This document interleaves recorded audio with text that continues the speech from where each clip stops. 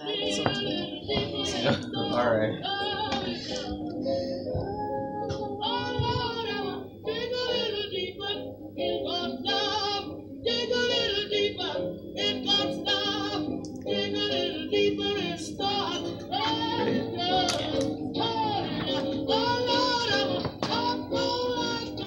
The sound of Mahalia Jackson, my friends, the sound of Mahalia Jackson. We gotta take that one from the top later on in the night. Dig a little deeper in God's love. Make it 2 o'clock on the family station.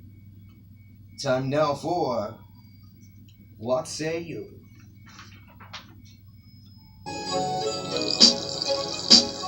It is Lifestyle Thursday, and it is the third day of the new year, my friends. The third day of the new year, and I got some questions for you. Questions like, how do you create a vision board, and how do you ensure you follow the vision board created? And you're probably saying to me, Erraldo, but I really can't answer all those questions. No, but guess what? I have someone in studio with me who will be able to help you answer those questions and probably help you create your vision board.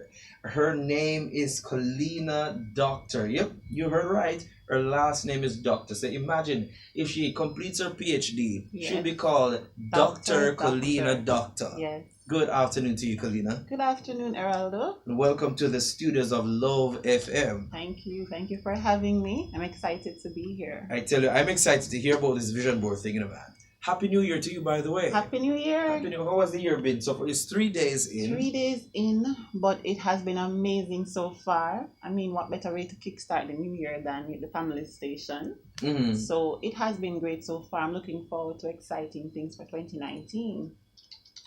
I'm looking for some great stuff for 2019 as well.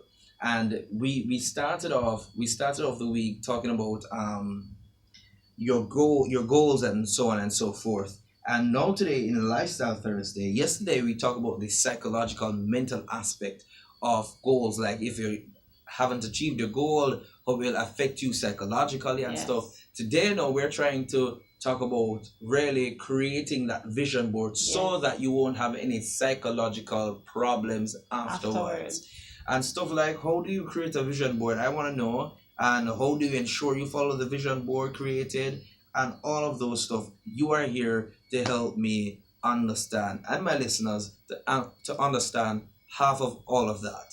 Yes. But before we even get into that, Collena, because I know you're raring to give out the information to me. Yeah. Before we get into all of that, tell me a little bit about yourself. Who is Collena Doctor? Collena Doctor. Well, first of all, a wife and a mother, a 4-year-old daughter. And I'm somebody who is passionate. I've always been drawn to young women. So I'm passionate about helping young women come into themselves, find themselves. I've just recently been certified as a Christian life coach. Nice. Yes, and so I coach based on the truth of God's word. I am also a motivational speaker, and I am recently an author. Oh, nice. I love when I hear recently an author in the same sentence, and I get excited. Just published December last year. And what's the name of your book? Oops, I Broke a Nail. Dig yourself free from past hurt. Discover your true self-worth. Wow, sounds very nice. Yes, and oops, I broke a nail. I'm like, what?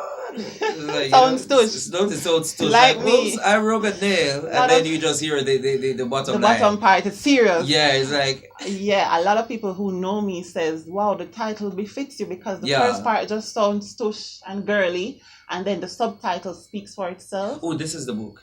Yes. Let me tell you, listeners, because I'm extra and I love to tell you what's happening. One, she's in a lovely blue dress on the cover, and she has a shovel.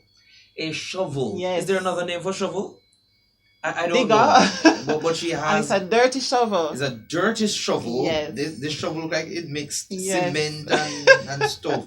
And she's by a hole, a very big. Yes. She's been digging really and truly. Oops, I broke a nail. Dig yourself free from past hurts and discover your true self-worth. Sounds very interesting. And one of the reasons why the cover looks like that, with somebody who is dressed very nicely but holding a very dirty-looking shovel digging a hole, is because many times we sit and take all the things like the depression, the bad upbringing, parents Mm-hmm. abandon you, all the negatives that we can use as excuses, and we stay there in a little pit, a little self-pity, depressive pit.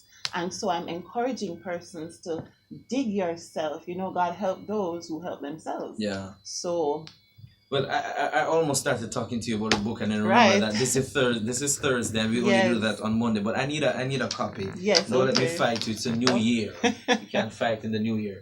But we're talking today about vision board. Yeah. Tell me something, Collena. How do you create a vision board? First of all, Erraldo, I want to say that vision boards have become popular for a reason. There's a reason why vision boards are all the rave right now. And if you're like me, if our listeners are like me, who used to be a skeptic, anything that is the trend, I just don't gear towards it. Why is everybody doing this? They're just doing it to follow sake. And so I'm glad when earlier last year, I actually was invited to do a vision board. And if I was not invited to do it, I would not have. And I'm glad I did, because what a vision board is, it's a putting together of all the goals you want to achieve for a particular period. Usually it takes place on a cartridge paper or a piece of board. You can do it as creative as you want. You can cut out magazines, you can draw, you can scribble, use pictures, use words.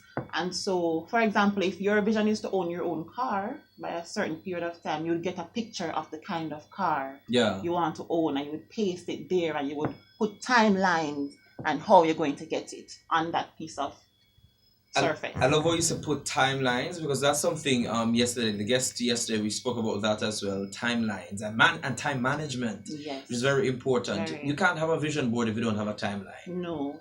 And so let me say, I myself, when I did up my vision board, I had 6 goals that I wanted to achieve at the end of 2018. And now it's 2019 and I have only achieved 4. Which, when you look back in retrospect, that's a great accomplishment. But that is to say, the other 2 that I had put on was some long-term goals, something about major investments or a huge vehicle, something that you know that you may not necessarily achieve it in this short space of time. And so it is important when you're doing this vision board to span it, maybe yearly or 2 years, short-term goals that you can achieve practically, not just something far-fetched because it looks good to put on it. And it's interesting because I love to talk about goals, and I used to do teaching and stuff like that. So teaching people how to create goals and stuff. I know you have the short term, the immediate, and the long term goal. But if your goals aren't smart, then you won't really accomplish them. So creating that vision board, you have to make sure that what you're putting on that vision board, it is smart. It is something that it's measurable, it's attainable, it's realistic, and it is time bound. I think I forget S. but I'll tell you what S is. But it's supposed to be smart. It's supposed to be something that you can reach. How do you ensure you follow the vision board that you create? Because that's the next thing in the Collena. You create the board in a man. You go look pretty in a girl.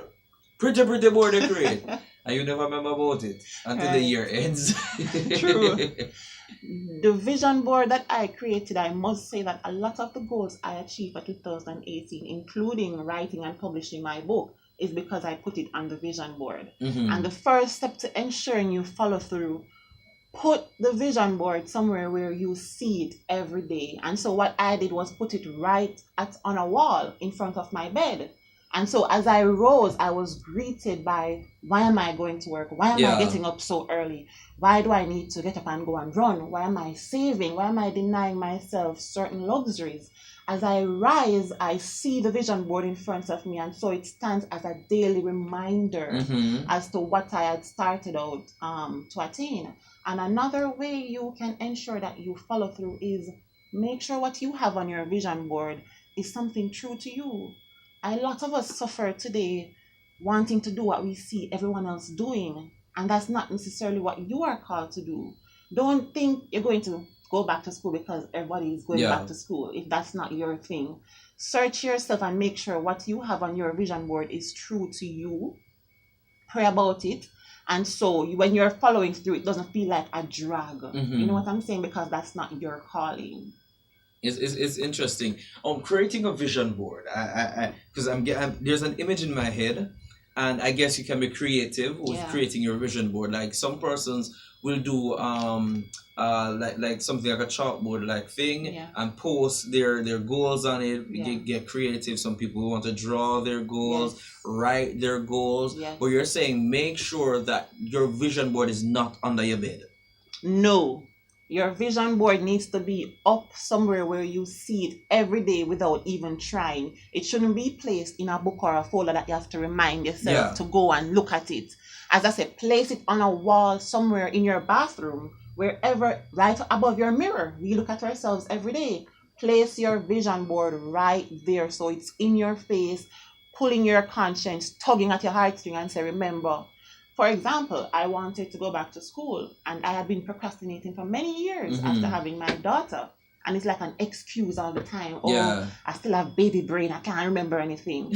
I started going back. I did that vision board early in the year. And it wasn't until September that I went back to school. It was late in the year, but I achieved it in the year because after I was achieving the different things and I had started, I realized, but I don't start this one yet. And so it was a constant reminder in my face, you haven't started this one, which is very attainable. And so put it somewhere where you will see it. And create multiple vision boards, like duplicate them. So you have one in a room, one in a bathroom, one in a kitchen, just in case. Just in case you're like me. So I've heard of vision boards and stuff like that, you know. And everybody's different. Yeah. And I've heard of vision boards and stuff. And I was like, I need to create a vision board. But I procrastinate so often in creating that vision board. You know, in my mind, I'm like, I try to use psychology to explain why I don't have a vision board. I was like, my guest yesterday was a psychologist and a lecturer of mine. If she ever hear me say that, she said, Erraldo, you're using it wrongly. But for persons like me that procrastinate a lot, how do you handle that procrastination phase? Like, it's there. I want to create a vision board, or I've created the vision board, but I am still procrastinating. I want to go back to school. I want to be an author. I want to put my thoughts on papers and stuff like that. But, Collena, to tell you the truth, boy, yesterday I got up with the excitement. Today I'm like, yes, that's a very real thing. Today you're motivated. Many of us, we start the gym January, February, by March we drop off. Can I tell you? One of those guys, I didn't start the gym. I didn't. Just saying, you know. Hit a nail on the head there. One of the most effective ways to overcome procrastination is to get an accountability partner. Somebody who you care about what they think about you, and somebody who you know cares about you. Tell that person hey, I want to achieve this. I want to go back to school. I want to get fit and I want to do it in 6 months. Can you ensure that I'm staying on track? And get 1, get 2, get 3, and get very serious persons, maybe a pastor, somebody who will make sure you're sticking to it. I was just going to call all the names of my pastors. Your professors, you know? Your mentors. Make sure you tell them how serious you are about it and get them to stick to join you on that journey. You know, it's very interesting, Collena. I'm doing a project at this moment and I've given myself a deadline, which is the end of January. And I want at the end of January that project should be completed and it should be going through the vetting process and stuff like that. And I was like, you know, Erraldo, you will not. If it was preaching, that project will be out of the way, packed down. But this one is a total different thing now, and I have to be asking persons that I trust that are close to me to say, hey, you have to keep me accountable. That when I get up, I need to do this for the first hour, and when I get home, I need to do this. So you're saying having more than one accountability partner is very important. Very important, especially if you have different goals. So some of us have goals that are related to art, some more educational, some more spiritual. And some goals are very careless that you need to put aside. Just helping you out here in 2019. And so, for example, your best friend would not necessarily be a good accountability partner for a spiritual goal because that's not necessarily important to them. And so you don't need to ask your best friend to help you get closer to God if your best friend not necessarily looking at that right now. You need someone who is in the field, somebody who is doing that right now, because they will remember to say, hey, are you doing this? So get people who are interested in that, who have a little background, a little knowledge, not just anyone. And one more thing about when you have short-term goals or even long-term goals, like your goal that you want to achieve at the end of January, One way to ensure that you are sticking to it is to break up your goal in short pieces. So say, listen, I need to write 10 lines by Friday. In 2 weeks, I need 20 lines. And so this Friday, check if you've written 10 lines. And if Thursday come and you only write 5, you have to stay up late by Friday to write the next 5. Yeah. So separate, compartmentalize your goals so that you know at this stage, this is where I should be, or I'm not here. So if I'm not here, I won't achieve it at this time. I love this because I'm taking notes, mental notations and stuff like that as well. What I've done, Collena, and probably persons out there. So I'm a young preacher, yeah. Yeah. And I have the opportunity to govern some youth ministries in churches and stuff like that. So I'm always writing plans and stuff. Mm-hmm. So I've now connected all my devices together. Yeah. So if I don't have my laptop, I have my phone, and I just continue what I've typed. Right. So I try to be up abreast, and Google as you Docs said, make that and easy. Google Docs. Yes. Oh my God, Google Docs. Thank God for who created Google Docs. Who created Google Docs? You are good. You are good. If you create, you that person that created that. So always keep when you have that aim to complete a thing. Yeah. You must really work towards it. So if you say you're going to write, like writing your book. Yes. And writing is not easy. No. Oh, people. Writing is not easy. So writing your books, you have to say, I'm going to try and complete 10 pages per day, 5 pages per day, and you have to make sure that you actually, if you haven't even completed 10 pages, at least you're close enough to that. Yes. Or what somebody said, what they did was they gave up sleepless times, man. Yes. You have to sacrifice. Like the Bible talks a lot about sacrifice. Mm-hmm. Excuses don't cut it. I think a lot of us, we want to think of even God. Say you're a Christian, you want to think of God as passionate, merciful all the time. He's a very serious God, Yep. Excuses, constant excuses and whining, it don't really cut it, because guess what? Someone who is doing more than you is doing it. Yeah. Right? That's true. And so you don't continue to make excuses. So for like me, who is a mother, a wife, I do have a 9 to 5. I want to write a book, not because I just want to write it, but I feel like God has called me to write this book. And so if I'm doing it for the Lord, I have to take it seriously. That means waking up 2 o'clock, 3 o'clock a.m. and doing it. There are absolutely no excuses. You can sleep later. Yeah, that's true. Sleep later. I'm learning that. Sleep is overrated. I'm learning that. Guys, I love to sleep, I really do. So Collena is like really pricking me over here. It's like Sleep is overrated. Because look at it. You spend 8 hours more on the road doing a job for someone else's, right? Because you have to leave, you have to eat a bread. But what time are you giving to your passion? Are you giving 8 hours to your own passion? That's true. And so you have to love yourself enough to say, I'm sacrificing to do this because this reason, that reason. This is interesting. Is God at the forefront? I'm gonna ask you the question and then we throw it out to listeners and stuff like that. Is God at the forefront of your actions for 2019? Because I love what you said, that look at a man, you didn't just write the book because he write the book, writing or because he liked to write. It was all directed for God. It's through God's help and stuff. Mm-hmm. Is God at the forefront of your actions for 2019? That's an amazing question, Erraldo, because when you are falling off in the middle of the year and you haven't achieved half the things you should have achieved by then, remembering the reason why you had started is very important to finishing. And so I will say that to say, when I was writing my book, I was very excited. The Lord said, start writing now. I would wake up at 2, 3 a.m., sometimes without even setting an alarm, and start writing. After a few months, you just drop off. That's how we are. Anything too stale or we get used to, we just drop off a shape. I don't know, it's a bad habit. It is. And so if I feel the nudging of the Holy Spirit to wake up, I'm like, I'm tired, I want to sleep. Yeah. But God is very serious, and so I'll tell you, something happened to me. Like when the Lord realized that I was not sticking to the deadline, waking up, when he was waking me up and I was shaking him off, I just had an illness out of nowhere. Bam, I had to be rushed into emergency surgery. Whoa. Surgery done, out of work, 6 weeks sick leave. So you had 6 weeks to write. No more excuses Woo! about going to work tired. No more excuses. Uh-huh. I have to study. I couldn't go anywhere. I was on bed rest. And so if God is at the forefront, if God has asked you to do this thing, you better take it seriously. Don't make him have to hospitalize you to finish it on time. Daddy, you don't have to do that. I'm gonna Right? take it Yeah. serious. And a matter of fact, another thing, I have known many people who God has given a vision to achieve at a certain time. They've procrastinated. You know what he did? Give it to somebody else. I've always heard that. He does that. And when you look, this person who is nowhere even half as good at it as you are, do it because they're obedient and you're left there. Oh my God, I'm so sorry. Don't let that be you. God is serious when it comes down to his timeline.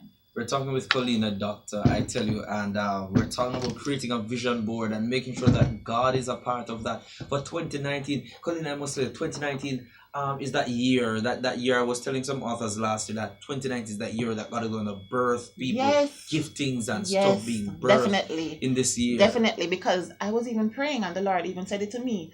In 2018, the year of new beginnings, he starts to show you your calling. And the Lord told me clearly that 2019 is the year when everything that you started in 2018 is going to bear fruit. Woo! It's going to be the year of abundance, a plentiful year. And when I heard it that morning in prayer, I posted it on WhatsApp. I said 2019 is the year of abundance, excess. Everything you started is going to bear fruit. Girl, you're preaching. And I've gotten so many confirmations of that word since. And I'm like, thank you, Jesus. So hold on to the word. Whatever you started is going to bear plenty fruit. It's going to be an amazing year. 2019.